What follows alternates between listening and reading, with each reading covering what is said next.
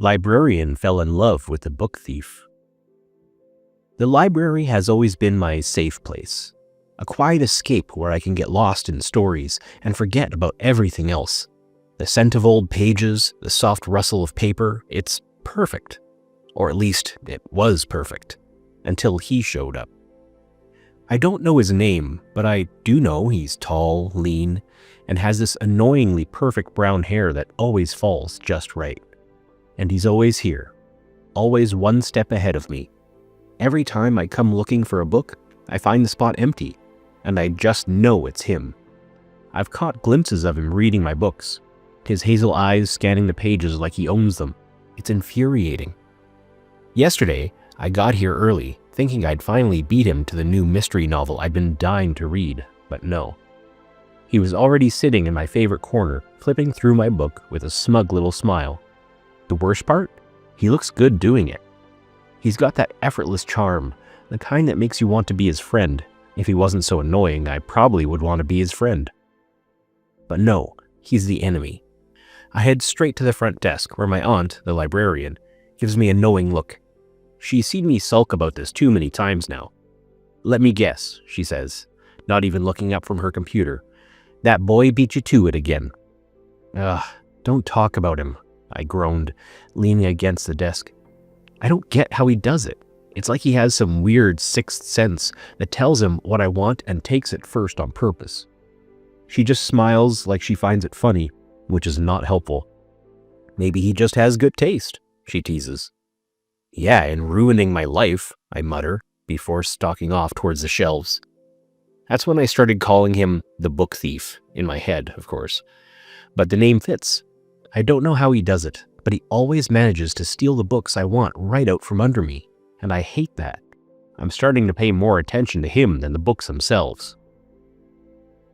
A few days later. I don't know what it is about him, but he's ruining my library experience. And the worst part? He doesn't even look like he cares. Every time I walk in, he's just there, sitting in his usual spot, totally oblivious to the havoc he's causing in my life. Today, I had my heart set on a rare poetry collection I'd been waiting weeks to read. I even skipped lunch to get here early. But the second I rounded the corner, I saw him sitting in the aisle, legs stretched out, the book resting casually in his hands, his stupidly nice hands. I swear he smirked when he saw me freeze in disappointment.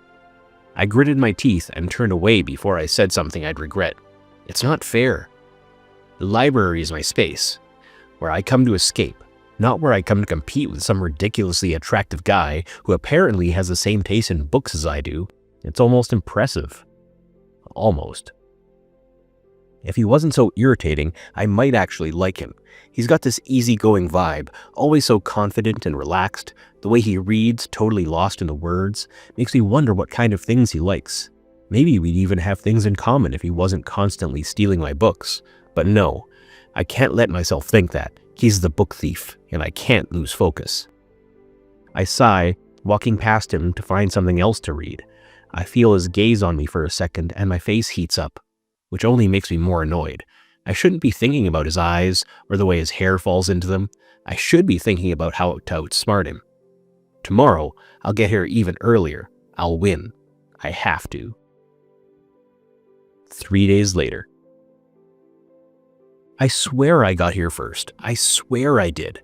My fingers are just inches away from the last copy of The Stars We Chase when, bam, another hand grabs it at the exact same time. I freeze. Of course it's him.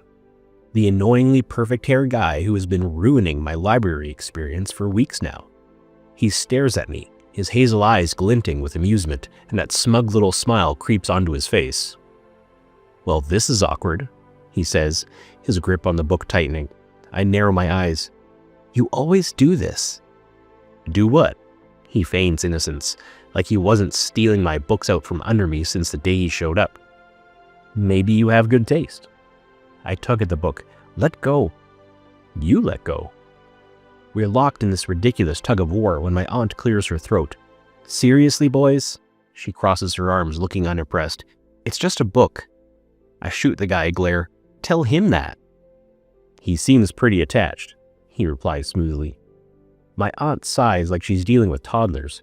There's an easy solution, she says. You'll share it. I gape at her. What? No way. Sounds fair to me, the guy says with an easy shrug, clearly enjoying this way too much. Unless you're worried I'll read it faster than you. I groan, but let my aunt drag us to a table. She plops the book down in front of us. Sit. Read. Get along. Then she walks away, leaving me trapped. We sit in awkward silence. I open the book first, keeping it firmly on my side of the table. But he leans in, his arm brushing against mine. I pretend it doesn't bother me, but it totally does. After a few pages, he clears his throat. I'm Sam, by the way. I glance at him. Alex. Nice to meet you, Alex, he says with a grin. I just nod, trying to focus on the book, but he keeps glancing at me like he's expecting something. Finally, I sigh. Why do you keep taking the books I want? He shrugs. Not my fault you like interesting stuff. Then he pauses. Actually, I started reading them because I saw you always reading them. Figured they had to be good. I blink, not expecting that. Oh. Yeah, he says, smiling a little. You have good taste. For once, I don't have a snarky comeback, and honestly, maybe sharing isn't the worst thing in the world. 2 days later. I don't know when it happened, but sitting with Sam at the library doesn't feel as annoying as it used to. At first, it was weird, awkward even. We'd barely talk, just silently flipping pages, pretending the other person didn't exist. But somewhere along the way, things changed. Today, we're both still hunched over the stars we chase, and I catch him smiling at a part I know is good. Without thinking, I nudge him with my elbow. Told you this book was amazing. He looks up, surprised for a second, then smirks. I never said it wasn't. You were skeptical. I was cautious, he corrects, flipping a page. Big difference. I roll my eyes, but for some reason it feels easy, comfortable. We actually talk now, not just about books, but other things too. Like how he ended up in this tiny town, or how I practically grew up here with my aunt running the library. Honestly, Sam says, stretching back in his chair, I didn't think I'd like it here, but it's not so bad. I raise an eyebrow. Not so bad? He grins. Well, there's free coffee at the cafe next door, and I've got decent reading competition. I scoff. You wish you were the competition. He chuckles, shaking his head, and suddenly, I realize I'm actually enjoying myself. The library hasn't felt this good in a while. Not just because of the books, but because of him. A few days later. I don't know when it became our table, but it did. I walk into the library and Sam's already there, sitting in our usual spot by the window, 2 copies of The Midnight Garden stacked neatly in front of him. He looks up when he sees me, a slow smile spreading across his face. Figured you want to start this one today, he says, sliding a copy toward me. I hesitate for a second, but then I sit down and grab the book. You're learning, I say, flipping through the first few pages. We fall into an easy rhythm, reading, sharing favorite lines, and occasionally getting into passionate debates about the characters. This guy is the worst, Sam says, tapping the page. I don't get why you like him so much. I smirk. Because he's complicated. Not everyone has to be charming and perfect. Sam raises an eyebrow. Like me? I roll my eyes. Exactly like you. He laughs, and I feel something settle in my chest. Something warm. Maybe I don't mind Sam being here after all. 2 days later. I used to dread seeing Sam at the library. Now, I kind of look forward to it. Today I got here late, and for a second, I was almost nervous he wouldn't be at our usual table. But there he was, legs stretched out, casually flipping through a book while he waited. Finally, he says as I sit down, I was about to leave and read this amazing book without you. I snort. You wouldn't dare. He grins. Maybe. I try to focus on the book in front of me, but I catch myself sneaking glances at him. He's chewing on the end of his pen, eyes locked on the pages, completely lost in the story. It's kind of nice. So, he says after a while, closing his book and looking at me. What's next on our list?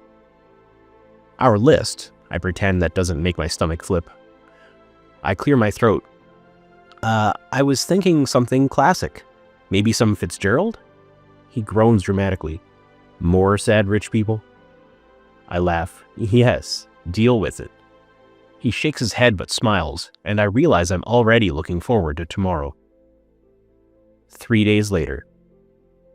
I don't know when it happened, but sitting next to Sam feels different now. It's like the space between us has gotten smaller, and I don't mind it as much as I used to. Today, we're at our usual table reading Letters to the Moon, and Sam leans in closer to show me something. His shoulder brushes mine, and instead of pulling away, I stay still. I can feel the warmth of him, the subtle scent of coffee and old books that always seems to follow him. It's distracting. Look at this, he says, pointing to a passage. Tell me this isn't the most heartbreaking line you've ever read.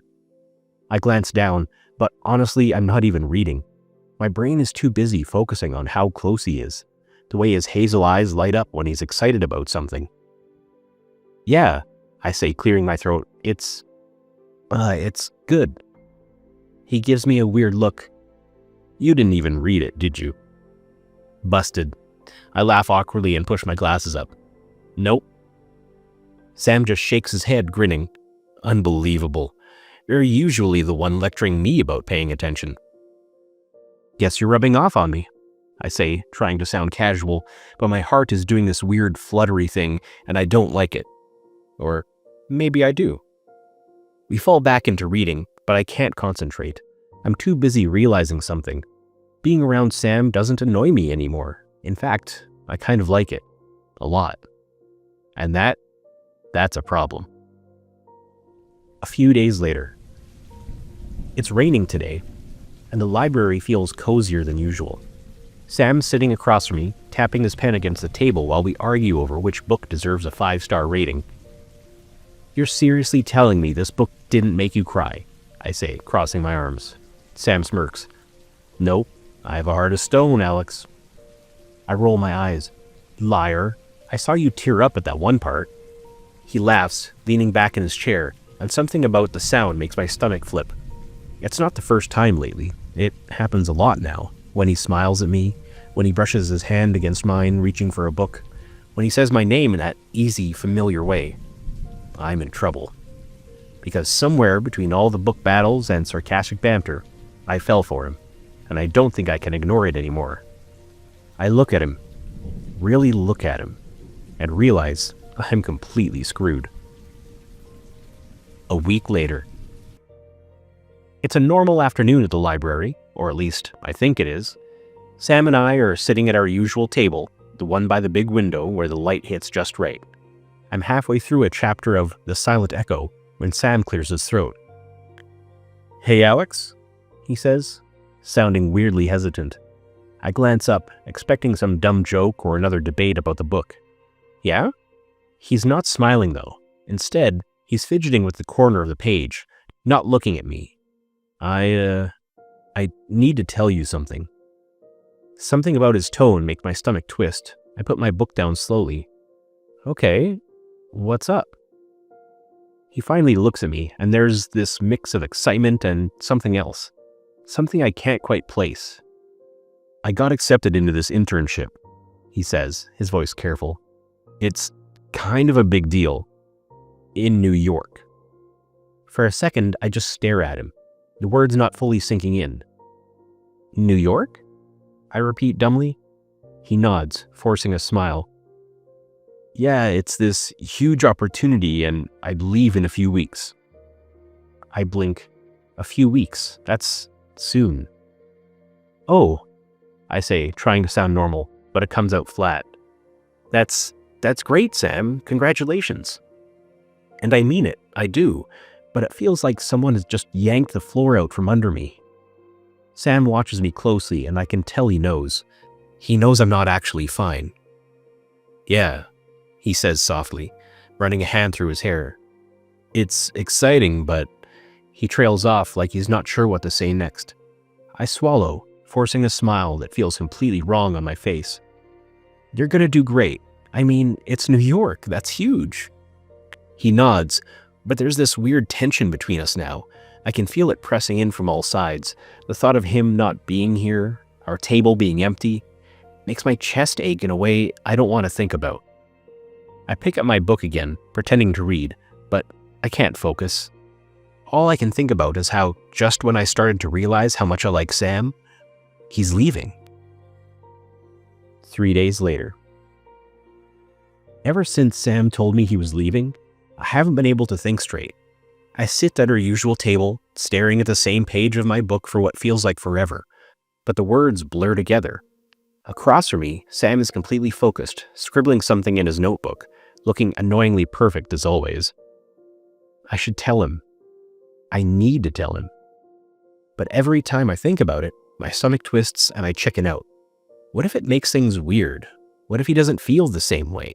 What if I ruin everything? I sigh and close my book a little too loudly. Sam looks up. You okay? Yeah, I lie, forcing a smile. Just tired. He watches me for a second longer than usual, like he knows I'm holding something back, but he doesn't push. Want to grab coffee after this? He asks casually. I nod because it's easier than saying what I really want to say. Later that evening, I'm helping my aunt close up the library, but I can't focus. She notices, of course. She always does. You've been distracted, she says, stacking books on a shelf. Something on your mind? I hesitate, then sigh. Sam's leaving soon. Her expression softens. I know, honey. That's tough. I nod, leaning against the counter. I don't know if I should tell him, how I feel. He's leaving anyway, so what's the point? She sets down the books and looks at me seriously. Alex, you'll regret it if you don't. Sometimes people come into our lives at the right time, and whether they stay or not, it doesn't mean their impact isn't important. I swallow. What if it changes everything? She smiles. Maybe it's supposed to. And just like that, I know what I have to do. The next day, I find Sam sitting by the window, as usual, his fingers drumming lightly against his book. But today feels different. He's leaving soon, and I can't keep this to myself anymore. My heart is racing as I walk over, each step heavier than the last. He looks up and smiles when he sees me. Hey, you okay? I sit down, swallowing the lump in my throat. Yeah, actually, I need to talk to you. Sam's smile falters just a little, like he can sense this isn't our usual banter. He closes his book and leans forward. Okay, what's up? I take a deep breath, my fingers nervously tracing the edge of the table. Look, these past few months, spending time with you, it's been the best part of my day, and not just because of the books, but because of you. Sam's eyes widen slightly, his usual confidence replaced with something more vulnerable. I push through, my chest tightening with every word. I know I've fallen for you, I say, forcing myself to meet his gaze. And I don't know what happens when you leave, but I couldn't let you go without telling you. For a second, it's quiet. Too quiet. My heart is pounding in my ears, and I suddenly wish I could take it all back, but then Sam exhales a shaky breath, his lips curling into a soft, almost sad smile. You idiot, he says, his voice thick with emotion. I love you too. Relief floods through me, and I almost laugh, but the look in his eyes stops me. There's happiness there, but also something else. Uncertainty. Hesitation. He rubs the back of his neck, his expression torn. But, Alex, he sighs, this internship, it's everything I've worked for, and now, knowing this, knowing us, I don't know what to do. His voice cracks slightly, and I can see it, the weight of it all pressing down on him. I reach out, covering his hand with mine. I don't want you to give up your dreams for me, I say quietly, but I also don't want to lose you. Sam nods, his thumb brushing my skin, his eyes searching mine like he's trying to figure out the right answer. I don't want to lose you either, he whispers. I didn't expect this. And now I feel like I have to choose. I squeeze his hand tighter. You don't have to. We can figure it out. Together. His eyes shine, and for a moment it looks like he might cry. But but instead he just nods. Yeah, together. And in that moment, even with all the uncertainty, I know one thing for sure. We're not letting go without a fight.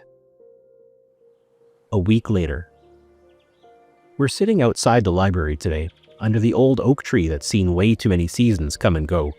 Sam's next to me, his shoulder just barely brushing mine, and I can't tell if it's the breeze making me shiver or just him. After everything, the confession, the smiles, the way his hand fit so perfectly in mine yesterday, I thought I'd feel better, but there's still this heavy weight in my chest, something I can't shake. Sam sighs, looking down at the book in his lap, but I know he's not really reading. So, he says quietly, what happens now? I chew on my bottom lip, staring at the pages of my own book, but not seeing a single word. I don't know, I admit. I mean, you're leaving and long distance. I trail off because I don't know how to finish that sentence without it hurting. He leans back against the tree, his eyes on the sky. Yeah, he says after a moment. It's a lot. I glance at him, trying to read his expression, but Sam's hard to figure out what he wants to be. Do you think we can make it work? I ask, my voice quieter than I meant it to be. Sam doesn't answer right away, and that silence makes my stomach twist. When he finally speaks, his voice is careful. I want to, he says. I really do. But Alex, long distance is tough. What if it's not the same? I swallow hard. Yeah, I've been thinking about that too. I hate how small my voice sounds, and how unsure I feel. I just don't want to lose you. Sam turns to look at me then, and there's something raw in his hazel eyes. I don't want to lose you either, he says, his fingers brushing against mine. But I don't know if I'm strong enough for this. I close my eyes for a second, letting the weight of it all sink in. We could try, I whisper. We owe it to ourselves to try, right?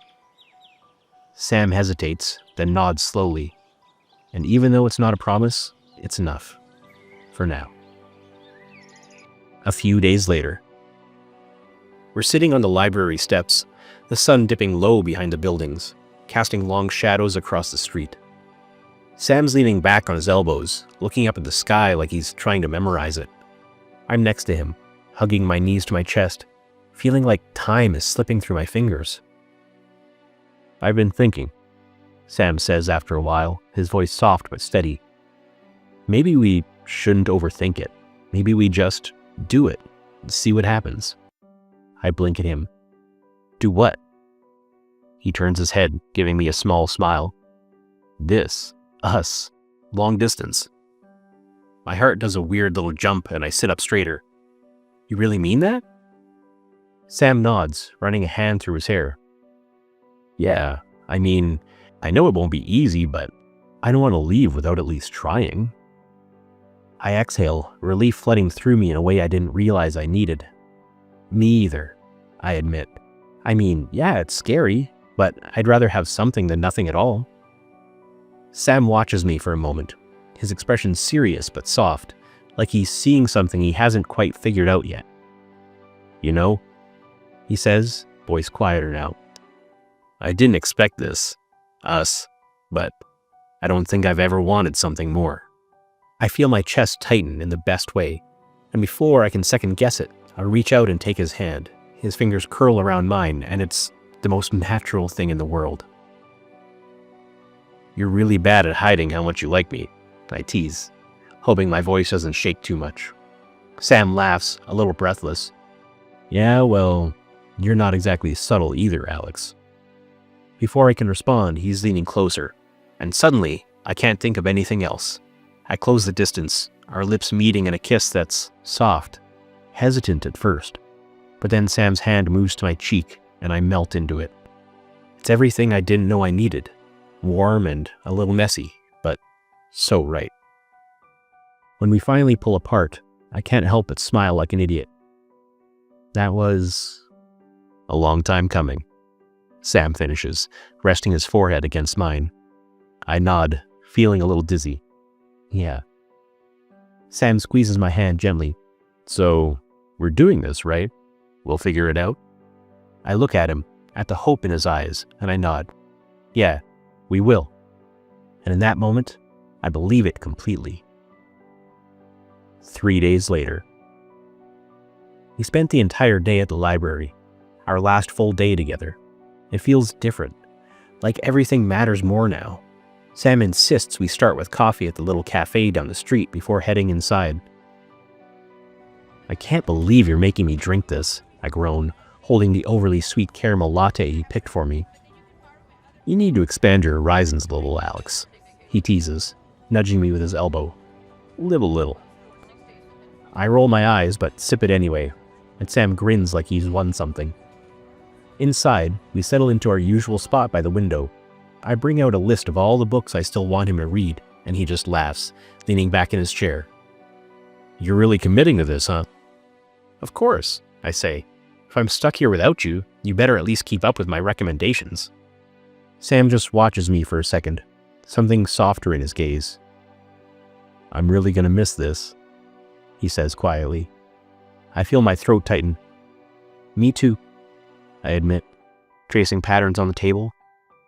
But it's not goodbye forever, right? Sam reaches across, taking my hand in his. No, it's not. A week later. Sam's been gone for a week and it feels weird, like something's missing from my life. The library's quieter, emptier, but tonight we've set up our first official virtual date. I sit on my bed, laptop propped up in front of me, waiting for his call. When his face finally pops up on the screen, I can't help but smile. Hey, stranger, I say, adjusting my glasses. Hey yourself, he replies, grinning. Ready for story time? I hold up my copy of The Starless Sea, one of my favorites. I hope you're ready to finally appreciate this masterpiece. Sam laughs, holding up his own copy. Let's do this. He starts reading, his voice filling the empty space of my room, and I close my eyes, letting it wash over me. It's not the same as having him here, but it's enough. And as I listen to him read, I realize something. I may have lost my book thief to another city, but I haven't lost him completely. I smile to myself. Yeah, we're gonna be okay. Conclusion. 2 years of dating long distance weren't easy, but somehow we made it work. Late night calls, virtual book dates, and a lot of missing each other. But now we're finally here, together in LA, in our own little apartment filled with books. Our book sessions are cozier now, curled up on the couch under a shared blanket. Sam still loves grabbing the book I want to read first, but I don't mind anymore, because he always ends up reading it to me anyway. Sometimes I just watch him, feeling grateful that we made it through. We're happy, really happy. And I know this isn't just the beginning. Our future's wide open, and I can't wait to see what's next with him. The end. Do you believe long-distance relationships work? Thanks for watching. Consider subscribing to become a part of our rainbow force and stay wholesome.